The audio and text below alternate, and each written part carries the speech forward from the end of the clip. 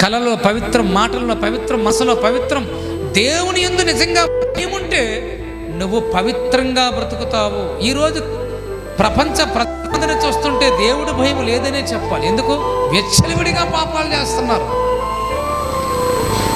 నువ్వు విచ్చలవిడిగా పాపం చేస్తావు, నా ఇష్టం నేను త్రాగుతున్నావంటే నీకు దేవుడు భయం లేదురా. ఒరే, భయం లేదు నీకు, పోతావు.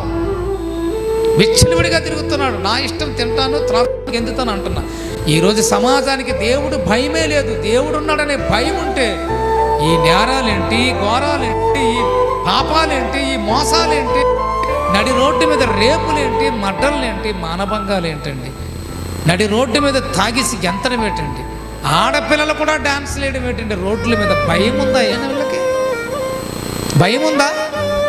అడుగుతున్నా నేను, ఒక భారతదేశ పౌరుడిగా, దేవుని కుమారుడిగా అడుగుతా.